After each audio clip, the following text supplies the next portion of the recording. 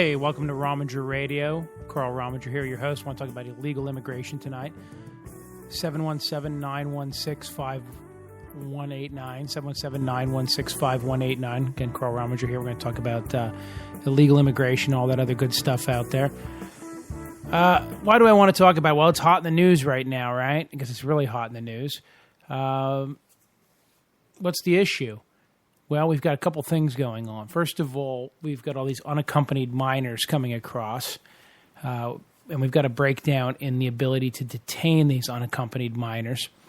Now, let's back up and discuss a couple precepts here. First of all, obviously when a 12-year-old crosses the border, we treat them differently than we do a 26-year-old or a 30-year-old or an 8-year-old. You know, the 8 and 12-year-olds are going to go to either a facility if they're there with family, into family-style integrated facilities. Unfortunately, we only have immigration facilities, only one, which happens to be in York, Pennsylvania, which can hold families. Unaccompanied minors need to go into youth detention facilities, and adults have to go into adult detention facilities. Same way we don't mix our own prisoners between youth and adult. That's one problem. Number two is the large influx of immigrants we're getting now are not Mexicans. And I know that's going to surprise some of you. So you have this stereotype of the Bubba out there, you know, the redneck Bubba who just mad about them illegal Mexicans crossing the border. Well, guess what? It's not really Mexicans that are creating the crisis. It's South Americans. They live below Mexico. What's happening is these South American people are coming up through Mexico and then to the United States. 717-916-5189, by the way. 717-916-5189. What they're doing, they're coming up from Guatemala, Honduras, other Latin American nations, and here's the problem. You don't hand them back to Mexico, okay? So just as it's easy to cross the border from Mexico into the United States, well, it is easy, right, to cross from the United States back into Mexico. So what we used to do is walk down to the border and say, hey, here's some of your guys back. They crossed illegally. Please take them. And the Mexican government would take them back. Well, the Mexican government's position is we're not taking back people who are not from our country, even if they happen to sneak through our country.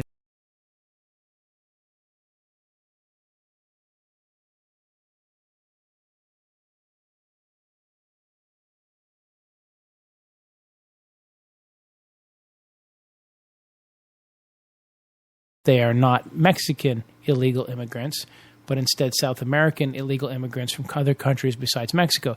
You then have to put them on a boat or a plane to get them home. That's very expensive, and capacity is an issue. In fact, with the number of children and adults crossing the border currently of non-Mexican extraction, along with a continued problem with Mexican immigration, it's not like that's completely disappeared. We have a practical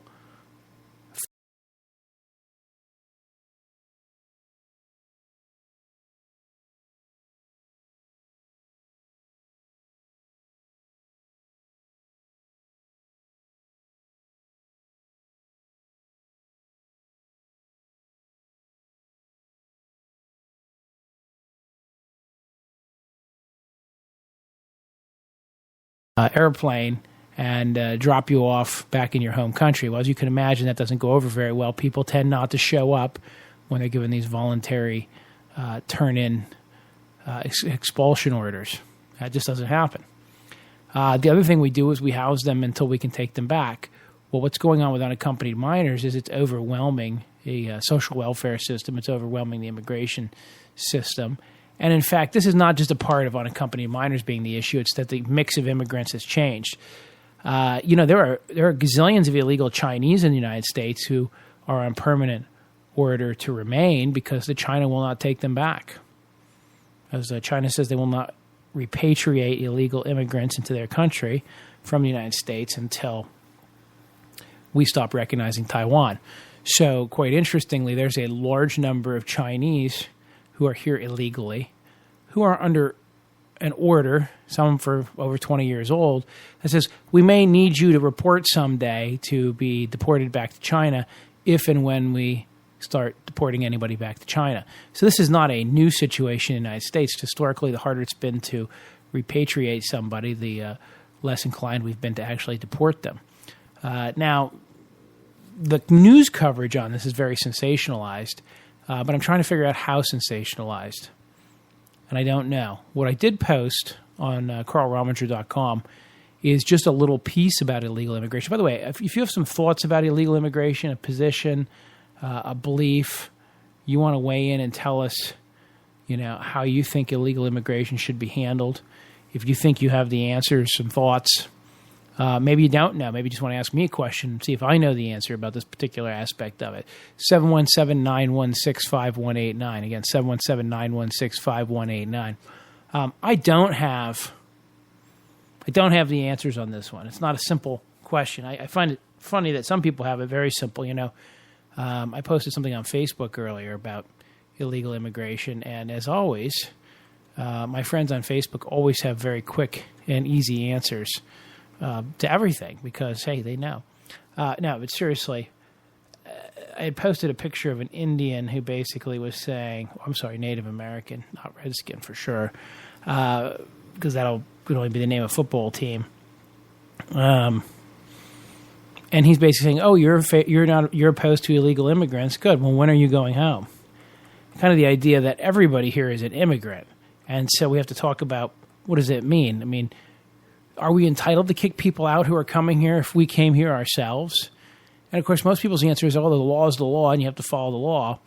I'm not sure what the law was when we displaced the Native Americans. I'm not sure what the issues or what's right or wrong there, but we'll all just pretend, as we do, that it doesn't matter. The same way we pretend that it doesn't matter that slavery occurred, right? Everybody says, that's not my problem anymore. That was just some people in the past. Well, rightly or wrongly, you live with that consequence. Now, the Facebook commentary I was getting, everybody's pretty simple. Close the damn borders and ship the illegals back to where they came from. No debating needed. They cost taxpayers a something load of money. Another guy wrote, "I'm a union iron worker and I've lost my home and now live in my truck and travel so I can make money." Now he's pretty sure that, I guess, since he's putting that in response to what do you think about immigration, he's pretty sure that illegal immigrants have somehow cost him his union iron worker job. Is that true, or was that corporate policy? I don't know. I'm not so willing to blame illegal immigrants for his loss of a union iron worker's job, but maybe somebody can straighten me out on that. 717-916-5189 if you want to get in on the conversation. What else do we have up here? If they don't like the conditions in their country, they need to go back and fight to change it. A lot of blood was shed for our freedoms. If they don't have courage to stay and fight freedom in their own country, why we think we would help fight keeping freedom here if we don't need them here? Well, that's an interesting point. Of course, the same thing could have been said to the settlers who came over here to escape religious persecution or conditions in their home country. They left England to come to the colonies and eventually revolted because I guess they didn't want to fight for freedom at home. They wanted to go somewhere else. I think we're trapped by our history in some respects. We have to sort of pretend that it doesn't really matter what we did. It doesn't really matter how we dealt with things in the past. It doesn't really matter how we did things in the past. I don't know. I mean, I'm not that overly concerned about it. I'm not about to pay reparations for slavery. I'm not about to say you give the country back to the Indians. I'm not going to say any of those things. I'm really not. So where's the right answer in illegal immigration? Well, okay, here's a couple proposed solutions. Number one, we need to secure the border. Great idea. Practically impossible to do. The same reason that your local town cop can't keep you out of the park at night, right? Every young lover sneaks to the park that closes at sunset to go in there and do what young lovers do. Well, why can they do that? Because absent a ironclad fence, you're going to be able to get into the park. I guess you could put cameras up and we can see who comes in and out of the park. I guess somebody could go through the woods. Now multiply that by thousands of miles. It just can't be locked down. And if you lock down the easy border crossing areas, which they've done, then people will take the harder border crossing areas. That's why we're finding dead bodies in the desert, okay? People don't pick those routes because those are the easy routes. They pick those routes because those are the routes that are hard to monitor. How many people a night are coming across the border? How many people a day are coming across the border? I don't know the exact figure on that, but I can tell you that the manpower necessary. Think about it we'll just go back to a regular old police officer standpoint again to give an illustration. If the police pull over a drunk driver, they have to transport the drunk driver to a processing facility and enter him into jail or her into jail. Because women can do that too, right? It's an equal society. If you take that person to the jail, drive them to the jail, and process them and do what minimal things you need to gather your evidence and document a few pieces of evidence and all those sorts of things, just as you would in an immigration arrest, you've at least going to have half an hour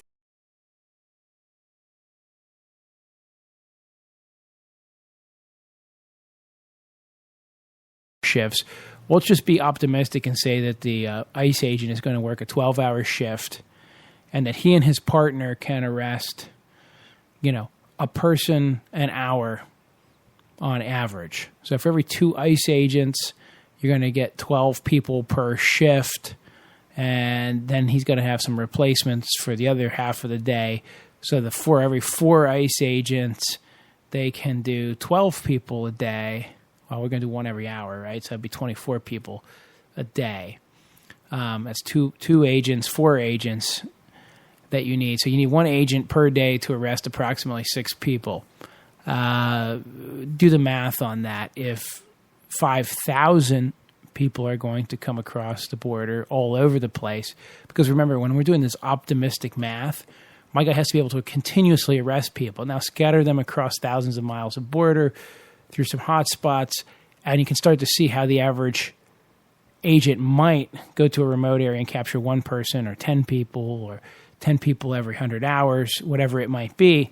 It doesn't work out to a very effective methodology.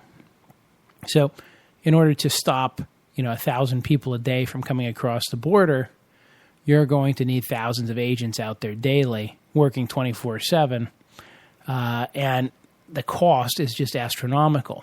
And the problem is to make that non-porous and 100% effective, almost virtually impossible, because you would need so many more agents that it just can't be done. Now, people say it can be.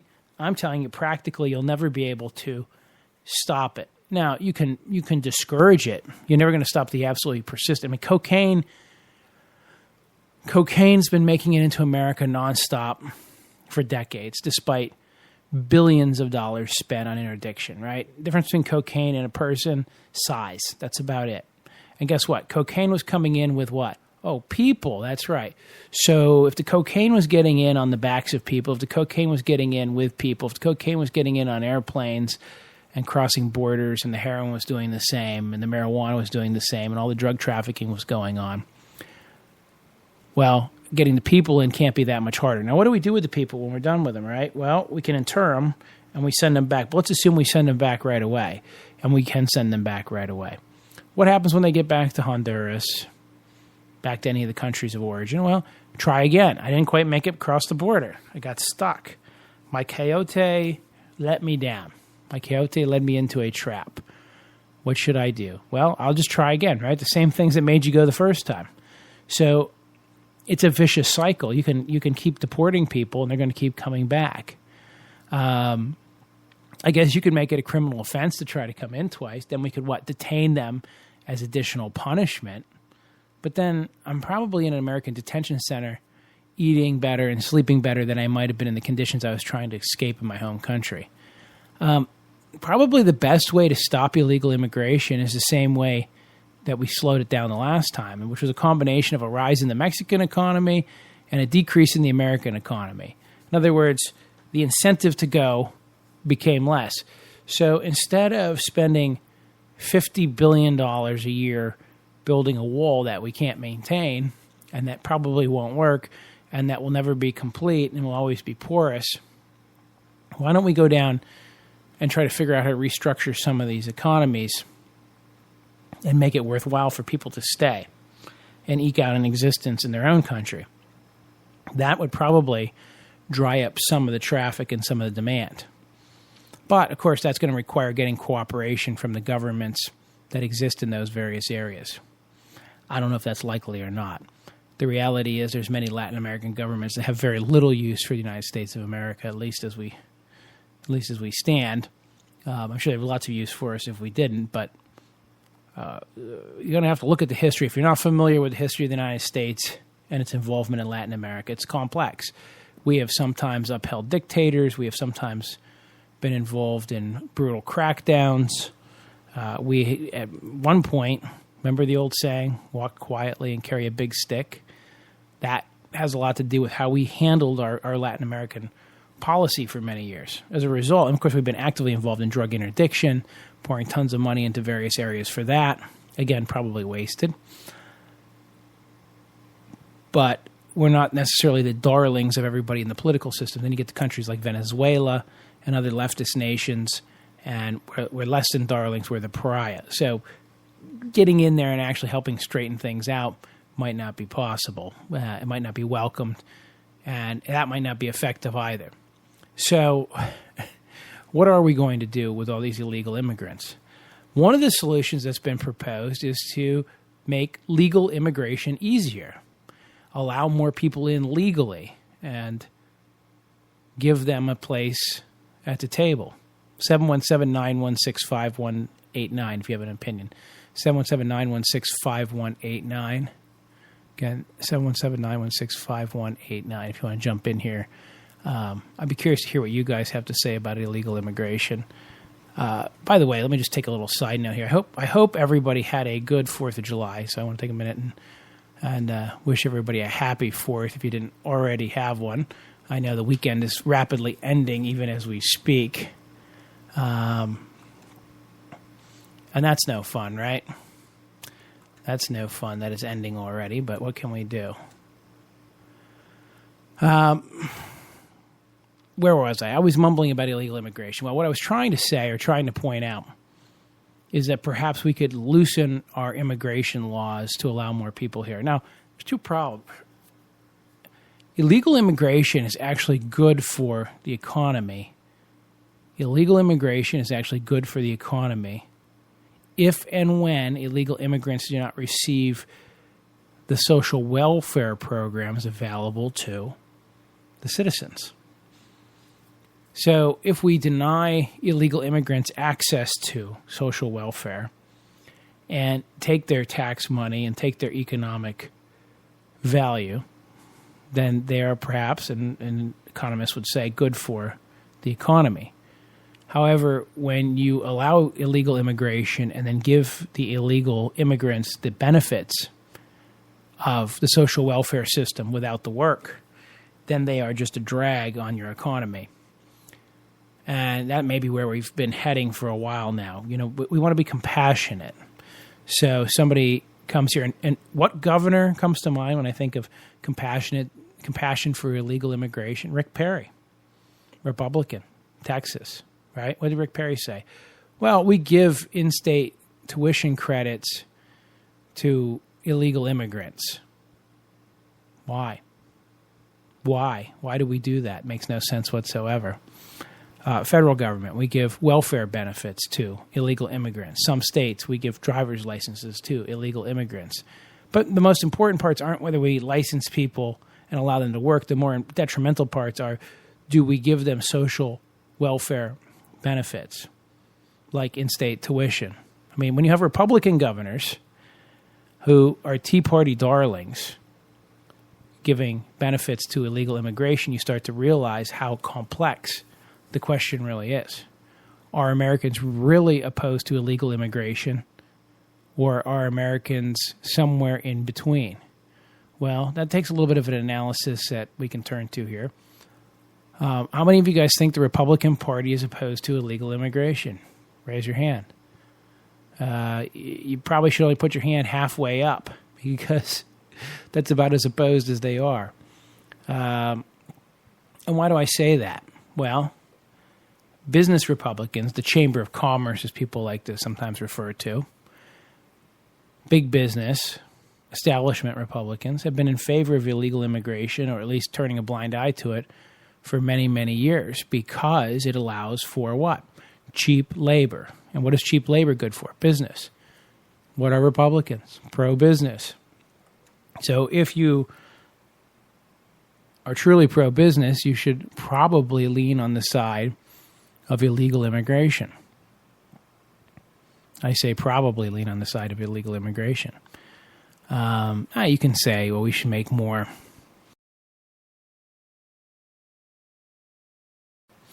Certainly true. You certainly can make a more nuanced analysis than that. I think I got somebody trying to call in, but I don't see it coming in on my Skype, so we'll try it here and again. We'll try it here and again. I don't know why I'm always fooling with this Skype, but for some reason I am. Let's see.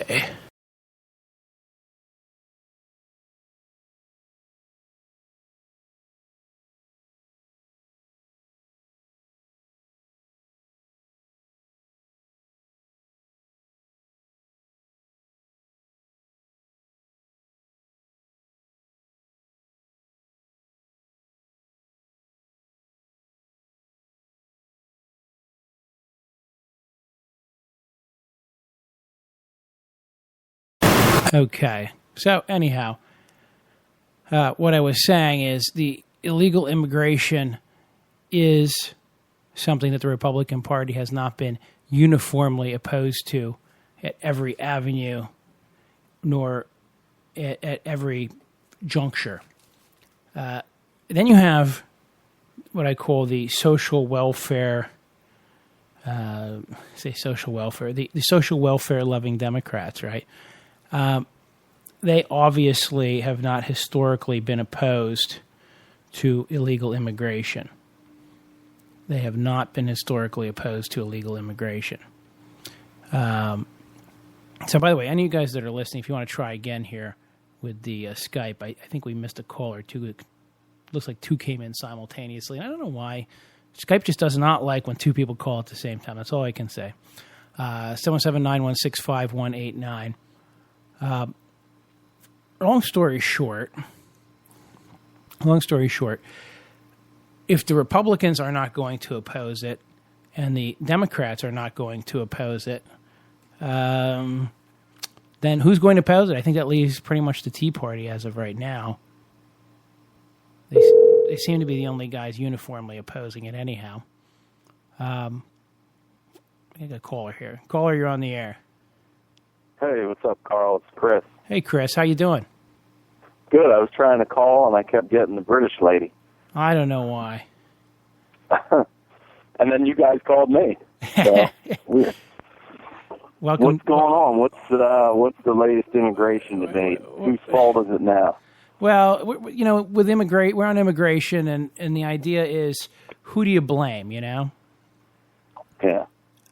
I think, personally, I think that a lot of these countries, they have to clean up their societies because, all these people are coming to the border because it's crazy down in Central America, Well, I think we need to overhaul our immigration system too, I think. And I give it an easy, it's easy for people to go, these scumballs need to go home and how dare they? But what's funny about that is I guarantee you that if you were starving to death and you had no prospects for a job and you knew that there was a place you could walk to or for if you could save up a little bit of money or if the family put you on a train you could get to, a lot of Americans would be working their way across the borders. Yeah, and I will say, I don't have a problem with people taking the position that the immigrants should be sent home, but I do think before we send them home, we definitely should treat them and give them medical care and food. And some of those kids were raped along the way. So to have people standing outside blocking buses in California and shouting at some people that were just raped and beaten along the way is kind of shameful, in my opinion. Now, the buses outside because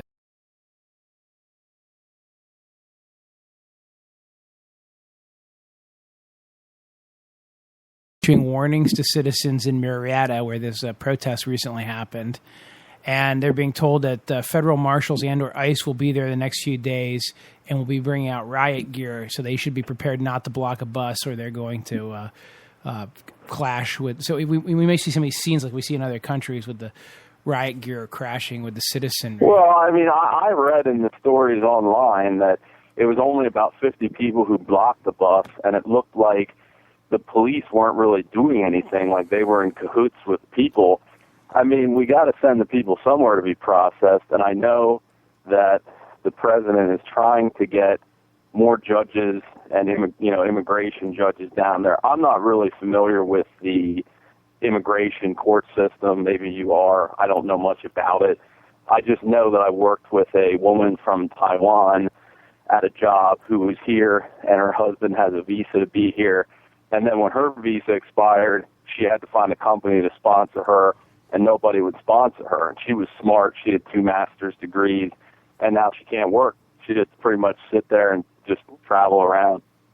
Yeah, we have problem here actually with immigration because there's certain people involved in the debate, and particularly the masses, who knee-jerk when they hear the term immigration. And so a more refined immigration, right now we could be bringing in a lot more PhDs, engineers, and other people as permanent residents or eventually citizens to work in the United States on visas. But Congress will not up the number of those that are available by any substantial measure.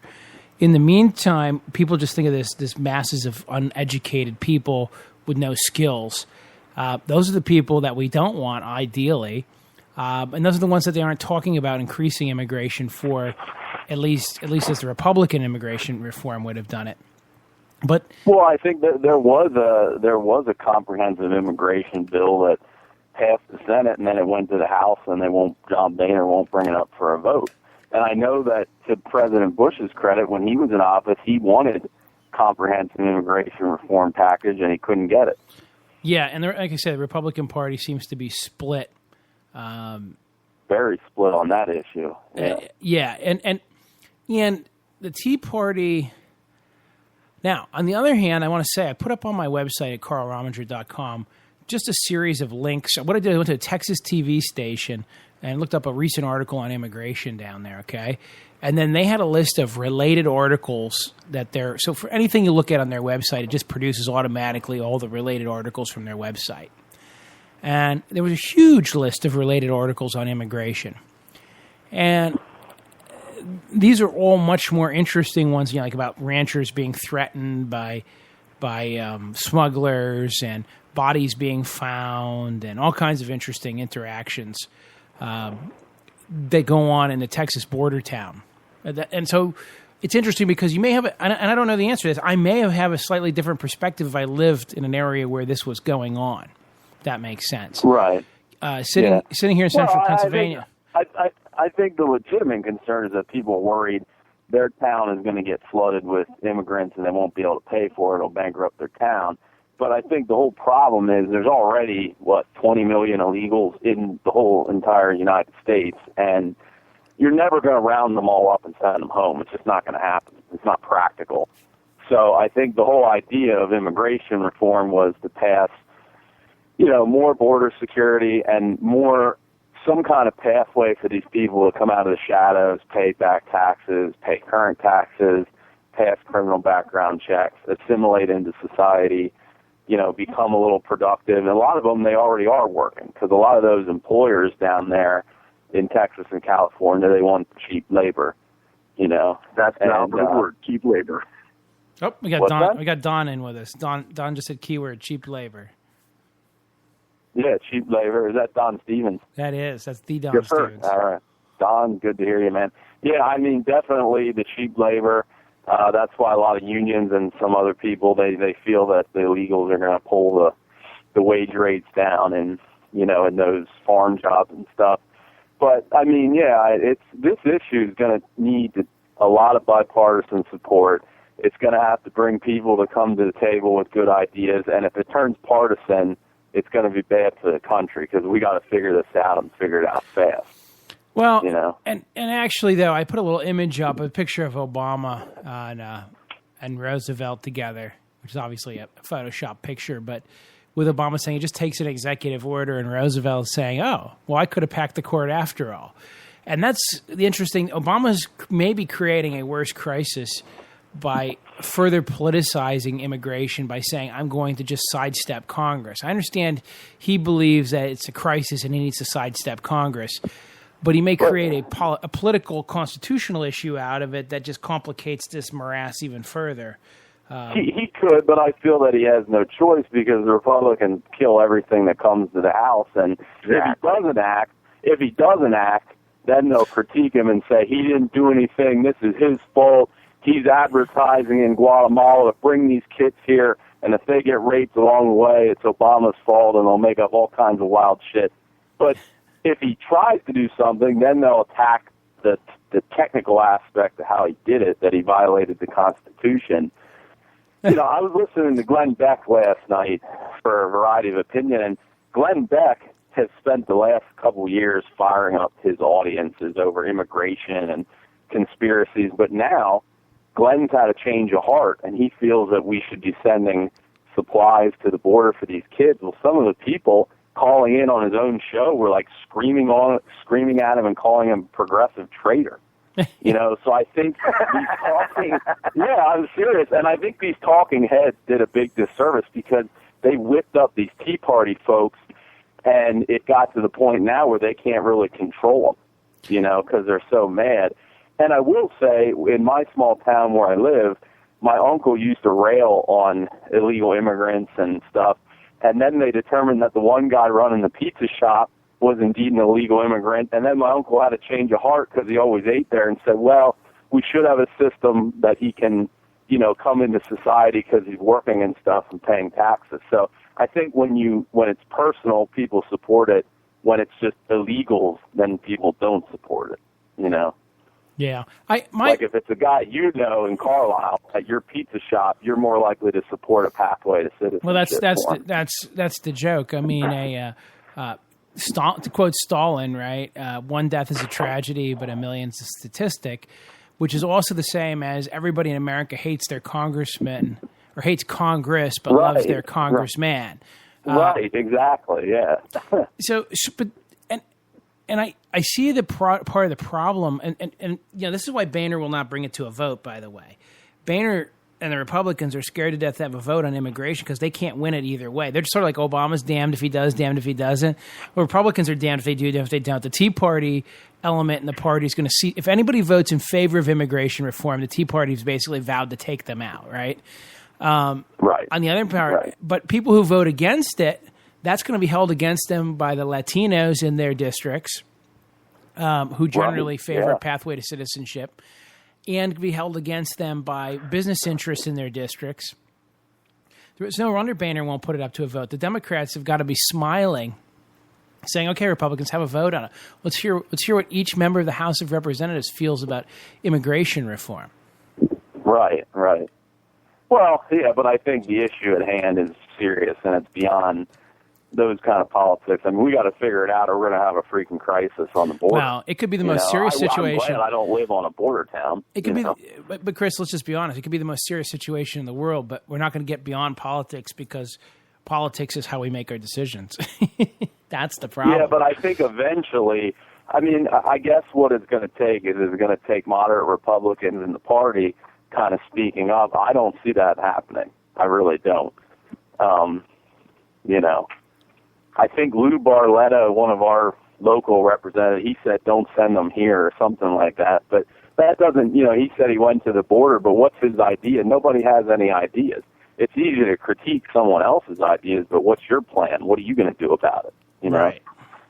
I haven't heard too many ideas right now. Well, and the problem is there's no great answer. And I think when I was doing my soliloquy earlier, I was saying the part of the problem is Latin America, the countries down there are having crises and terrible times. They're not going to let us come down there and fix it. We can't fix it overnight.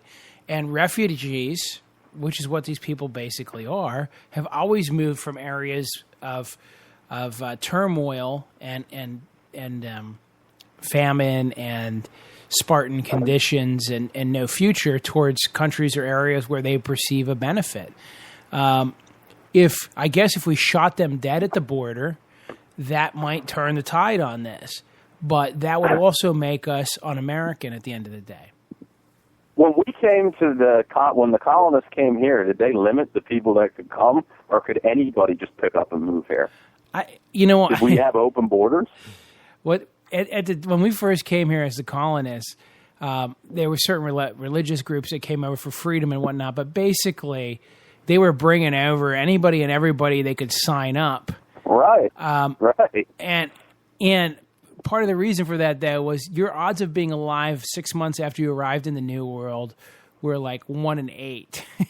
Well, yeah, that's true. Yeah. So what they were doing was they were running around, London and other areas, going, "Hey, you've got to come to the New World. It's beautiful. It's unbelievable. You're going to become fabulously wealthy." And yeah, sure. Hey, okay, you want to come? And so they were getting a lot of, and part of the reason for some of the death, quite frankly, is, Europeans were very classist individuals historically. And all the dandies, the noble guys that came over and whatnot, they hadn't done a hard day's work in their life. And they had no physicality. They just had a terrible time. Yeah. Yeah. All right, my friend, I'm going to let you go. You talking to me, Carl? Yeah. Chris, you still there? Yeah, I'm here. Yeah, I'm going to let you go, my friend. All right, caller, you're on the air. Hey, Carl, Jason, how you doing tonight? Good, my friend. What's going on? Hey, just wanted to say a quick thing here. I don't think it's what I think the problem is, it's press 1 for English, press 2 for Spanish. And the other thing is, if we go back 100 years, I think most of the time, say the Italian immigrants came over, like Barletta. Barletta's Italian. Right. So it was forbidden in their family to speak Italian. They were forced to speak English. The kids went to school and taught the parents, English instead of speaking Italian. And I think that is what the biggest thing that bothers people, and the welfare state. Yeah, everybody's out for something for nothing. You know what I mean? Now it's not the same as it was 100 years ago or 80 years ago. Well, and how do you explain? And I say, how do you explain it? Because this is the same idea. But I went to Philadelphia and I walked into a grocery store, and the aisles were all labeled in English and Russian.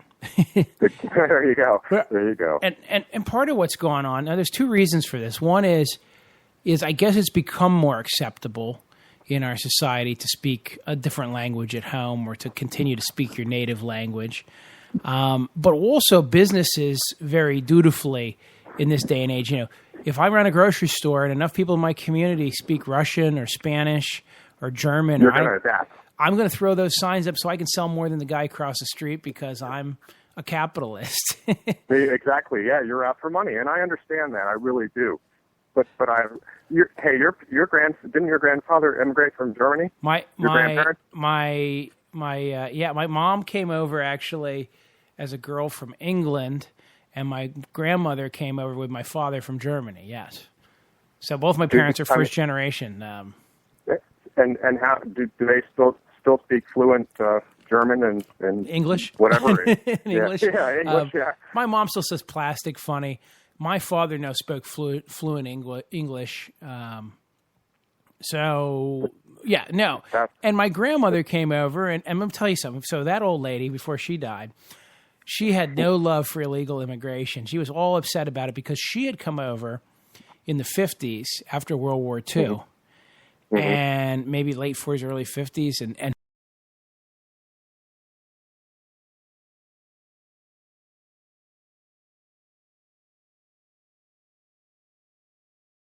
she had $500 in the bank free and clear. That was her own money before she was allowed to bring my father over.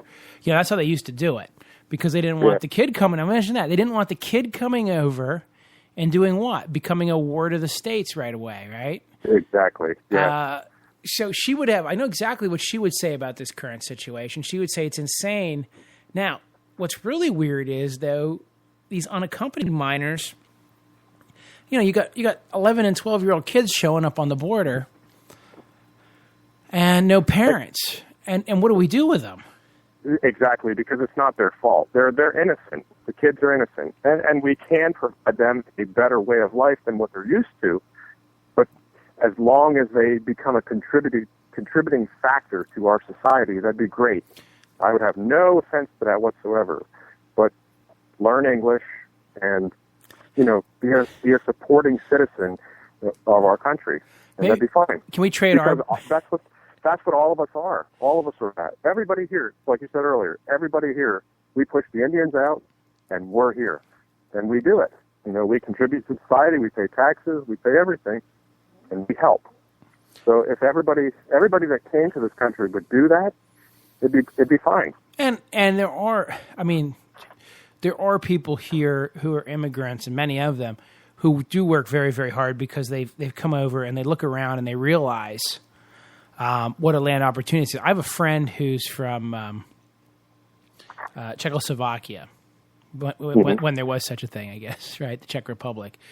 And he always says, we were told that growing up, that America wasn't that great, and, really isn't a great place to live, and Americans are this, Americans are that. He's like, but once you get over here, you realize just how amazing a country it is, how exciting a place to live it is, how free we really are. But then he says, but you also realize how Americans have no idea how free they really are and what bounty they really have. Well, that's true. That is true. Yeah, that is true. We just got a tax bill where I live right now for $3,000, and then they sent another one with it, $19.60. So I wrote on the $19.60 one, isn't $3,000 enough, and send it in. So you're right about that. Yeah, we don't realize how good we actually have it here. Exactly. So, but on the other hand, when you don't realize how good you actually have it, we may not realize how hard it will be to sustain. And I hate to use the husband-wife example because I always leave the poor wife floating out there. So we'll just reverse it around and say there's a woman who works hard at work and her husband just shops on the internet all day, right? and she's always catching flack from her husband about how hard she works and why can't they spend more time together? But she does. But the husband just doesn't understand that. How much work she really does to support the husband's lifestyle. Well, it's kind of what's going on here. We don't realize how much wealth we have and how much is created, but you put that drag on it. And if we build up a welfare state, not just on illegal immigrants, by the way, either, but on our own poor and our own middle class and our own corporations, this giant welfare system that we seem to always be building, we may someday reach a screeching halt, and when the flywheel comes to a stop, there's a trick about flywheels. Once you get them turning, they're really cool. But it's hard to get them to going again. Exactly. When it stops, you can't just get it going. You may never get it going again because we may be so emaciated and fat and happy, at least happy up until the flywheel stopped, that we aren't able to do it. So, this may portend a bigger problem, which is our largesse with our illegal immigrants is really just a reflection of our largesse with ourselves. Right.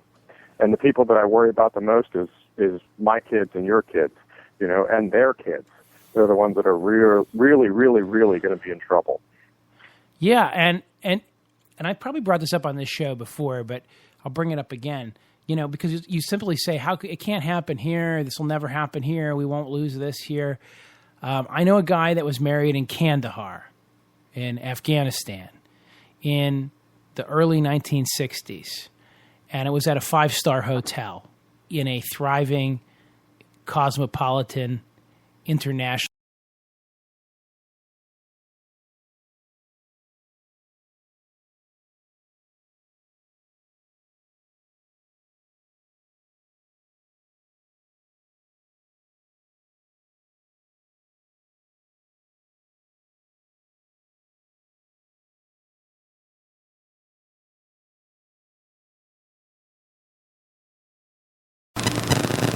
So, again, 717-916-5189 if you want to get back on the air. I'll be happy to have you. 717-916-5189. And I guess we've been talking about illegal immigration, so I'm happy to keep talking about it. If you guys have a topic you want to bring up, we can talk about that as well. I'm just concerned that illegal immigration will become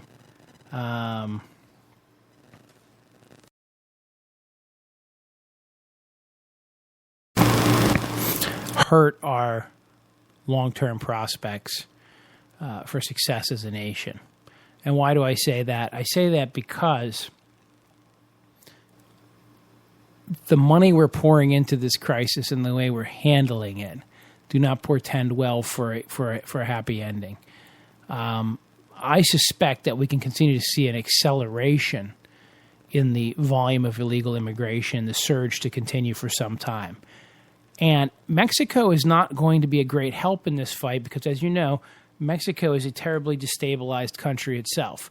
And while the drug wars rage on in Mexico and the civil society in Mexico is broken down and the government's broken down, they become a conduit for these illegal immigrants from other countries to their south to move through. And so Mexico can benefit from the economics of allowing the illegal immigrants to work their way through, but not have to take them back when we catch them. And I don't see us resolving that with Mexico anytime soon because we're at odds with them on so many other issues, some of our own making, some of their making. And there's such a loss of civil society in certain areas and lawlessness in Mexico. And probably lawlessness and loss of civil society on the borders of the United States. I can't confirm this because I don't have firsthand information. I can only tell you that I've seen the news reports. I've heard some stuff on Glenn Beck. I've seen some of the online reports that there are beheadings and other incidences involving Mexican smugglers and involving illegal immigrants and involving drug culture at the borders, where there is a lot more violence going on, creeping into America, that the drug wars in Mexico are not completely contained. I believe that to be true. It makes sense. Those things are not curtailed at the border magically, okay? 717-916-5189. You don't just magically curtail the border and not have these problems come across. Not have these problems come across into your own country, okay? Just the way it works. So, with all that lawlessness going on in other areas besides unaccompanied minors coming over and no ability to clamp down on it, I don't see this resolving anytime soon. I don't see us turning a magic switch and getting rid of illegal immigration. I don't see us simply solving the problem that way. So what are we going to do with all these people coming over? What do we do with the unaccompanied minors? I guess we eventually send them back to their country of origin. What if we can't figure out who to send them back to? What if the other governments won't cooperate? Should we raise them here? Should we make them into citizens? Should we have half the citizenship for unaccompanied minors who make it to America? Well, the big unintended consequence of that would be, hey, I can't immigrate into America legally, but I can just throw my 13-year-old on the back of a pickup truck, and if they make it through Mexico and into America, they're going to be a citizen. That has policy implications that could exacerbate the number of unaccompanied minors coming in. What do you do with them to stop them from crossing the border? So here's the problem. Every time you interdict an unaccompanied minor or an illegal immigrant for that matter, you now have a prisoner. You now have a detainee. You now have somebody you have to do something with. And so more successful interdiction just means more unaccompanied minors to put in facilities. Oh, and talking about disease and talking about these articles, about scabies and lice and flu, and those things exist here already, my friends. There is a public health crisis always ongoing in those areas, and how we beat them back in our own country as it is a miracle by itself. But it certainly doesn't help, and disease does travel with people, but disease travels with legal immigrants as well as illegal immigrants. So I'm not one to buy into this disease thing quite as much as the hype has been put out there. I also saw an interesting thing where if you take an article that was reported by one news blog based on an article reported by Fox News, I found the source article, and then notice the way they stylized it as they edited it, sensationalized it. There's a lot of virulent media being created, suggesting that people are subhuman or otherwise less than what would I say? I don't know, less than worthy of our care or our concern. It really, really is unfortunate because it's very clear that these are real people. These are kids. They are not trash. They are not something to be easily disposed of. But we can't let them all in either. So, this is one of the humanitarian crises of our age. Syria just had this war, right? And ongoing, and all the refugees are spilling across the borders into other countries. And everybody's like, well, what the hell? We don't want these guys. But at a certain level, we have a human need to help our fellow man, to feed them, to clothe them as best we are able. But at a certain point, you also get to that lifeboat scenario. There's 3 of us in the lifeboat and only enough food and water for 1 guy or 2 guys. Are we going to make it work? Well, you can try. You can try to extend it. But at a certain point, everybody dies or somebody dies. And you have to find a line and cut it at some point. I'm not advocating that yet. Our wealth is sufficient, believe it or not, to absorb this influx and to absorb more of this influx for a long time to come. But it can't go on forever. Better border security just means more detainees, maybe discouraging after a while, but that's not going to cycle quickly, okay? That's not going to be a fast solution. Getting down and improving the economic condition of these other countries, again, not a fast solution, but the most long-term. How we get their cooperation, I don't know. What do we need to do? What do we do in Honduras? Do we have any ability to change anything in Honduras? I don't know. That's something we should be researching and looking into. And who should be doing that? Well, I guess we can wait for the government to do it. Really. But you know how all these people are solving medical problems now? Like a doctor's kid gets a disease or some non-doctors get a disease and they start financing things and looking into them. That's what our conservative think tanks are going to have to do. That's what the Heritage Foundation and, Cato Institute, all these other good, strong thinking groups need to be doing. Looking for policies and procedures that are designed to curtail illegal immigration and minimize it. Now, one big aid would be to prop up Mexico's social infrastructure and police infrastructure and get control back in the hands of the government. These drug smugglers and human smugglers work hand in hand. They're the same people. It's multitasking. It's 2 lines of products. No, line is not a pun. That's part of the problem. So another big cog in this machine. Not all of it. Won't solve the whole problem at all. But if it was a little harder to get from one end of Mexico to the other without being stopped, documented, or otherwise detained, we'd be in a lot better shape here. We would be in a lot better shape here. So probably, thinking out loud, one of the first and fastest fixes would be to support the Mexican infrastructure, to crack down on lawlessness there, and perhaps to create a technique or a program or something for slowing down the movement of illegal immigrants through the country of Mexico. And that's going to require reining in the drug dealers. So maybe it's time to legalize cocaine and marijuana and heroin. Right? Let's legalize them. Let's kill the drug profits. Just squeeze them dry. Oh my gosh, everybody's going crazy. Oh, you can't do that.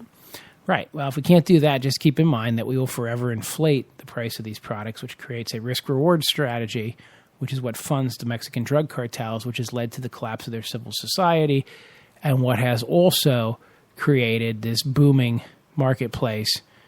Because it's much more profitable to move cocaine than it is to move people. And the cocaine, a lot smaller, more fungible, doesn't go bad on in transit. You know, those sorts of things. So you see where I'm going with all this. It's complicated. It's not an easily solved situation. It's not a linear situation.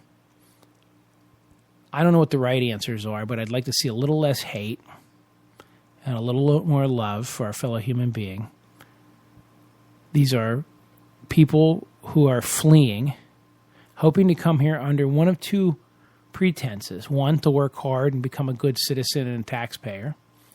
Or two, just to find a better life, although not necessarily planning on working really hard for it. That's less admirable, but equally human.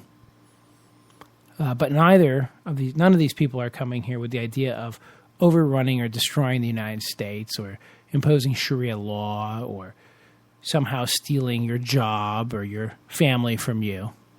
Consequence of their arrival, however, en masse, one or two people is a charity case that we can help. 100,000 unaccompanied minors is a humanitarian crisis we can cope with. 150,000 unaccompanied minors a year, plus 500,000 illegal immigrants a year, is something we may not be able to afford to do. But we're going to have to look at it holistically. We're going to have to look at it in a long-term fashion. And we cannot abandon the principles that have made us an American success story, nor can we abandon the principles that have made us a great people. And many of my conservative friends, my religious conservative friends, who sometimes give me a hard time because they don't think I'm religious enough, are also the people who are pulling their hair out over illegal immigration. I would tell you that in true Christian form, you still have to be kind and charitable and protect the weak and share what you have. That's the value system. But as we all know, you can't just give everything or there'd be no flywheel anymore. And there still has to be a flywheel. So where we're going to strike the balance and how we're going to strike the balance, God only knows. So I want to thank you guys again for listening. I want to wish everyone a happy 4th weekend again. I know it's winding down. This is the end of it. Get out there and blow off your last firecrackers if you have them. Of course, remind you we'll be back Wednesday from 7 to 9 p.m. Looking forward to that. We'll have to pick the topic. We probably still want to talk about immigration a little bit. So if you're listening to the show and you on the podcast and you didn't get a chance to call in, think about what you want to say about it, because I'd really like to hear Wednesday night from 7 to 9 p.m. what you guys think about illegal immigration, where you think we should be on it, and we'll take it from there. All right, God bless and good night.